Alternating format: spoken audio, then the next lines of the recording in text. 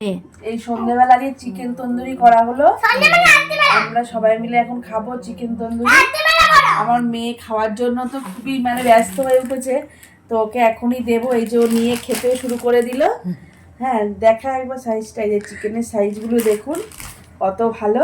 এখন খেয়ে দেখবো কত ভালো হলো। এই যে আমরা খাচ্ছি এখন চিকেন তন্দুরিটা, খুব সুন্দর হয়েছে। মশলা দিয়ে খাচ্ছি, এই যে সস দিয়ে, খুব সুন্দর হয়েছে।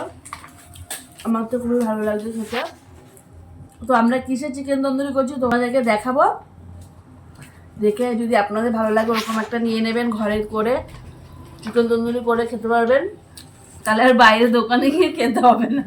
কি করছো বৈশাখী? এই যে চিকেন তন্দুরি করছি। কিসে যে চিকেন তন্দুরি করছো? এই তো এয়ার ফ্রাইটা নিলাম। এবার শীতে তো আমাদের তেল খাওয়া বারণ করেছে ডাক্তার, তো তা বলে কি চিকেন খাবো না বলুন তো? সবসময় চিকেন খেয়ে আমরা অভ্যস্ত, সবাই চিকেন খেতে ভালোবাসি। তো এয়ার ফ্রাইটা নিয়ে নিলাম। এবার এটাতে তেল ছাড়া চিকেন তন্দুরি করে খাবো। আলু ফ্রাই, তারপরে পনির পাসিন্দা, সব এগুলোতে এয়ার ফ্রাইতে করে খাবো। তো আজকে প্রথম ট্রাই করলাম, চিকেন তন্দুরি করলাম। বেশ কটা দুটো খাওয়া হলো গরম গরম, আর কটা দিয়েছি মেশিনে, আর একটু আছে। তো চিকেন তন্দুরিটা খুবই ভালো হয়েছে খেতে, বেশ ভালোই লাগলো তেল ছাড়া খেতে। তো এবার থেকে আমরা এটাতে করেই খাবো এয়ার ফ্রাইতে। এরপর যখন আলু ফ্রাই করবো সেটাও আপনাদের সাথে শেয়ার করব।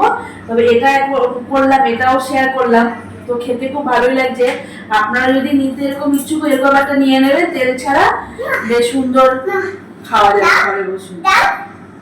দেখাও তো কি কি জিনিস তুমি করছো তন্দুরিতে, দেখি।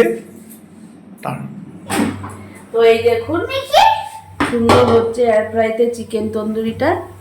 এই যে একবার উল্টে দিয়েছি, এখন এই যে আবার সুন্দর করে হচ্ছে।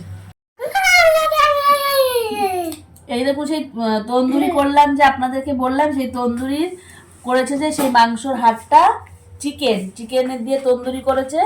সেই তন্দুরের হাড়টা কেমন চিবিয়ে খাচ্ছে, তো ছাড়াতে আর পারছে না, খুব চেষ্টা করছে। তো এই ছাড়ালো শেষ পর্যন্ত, তো ছাড়ানো হলো।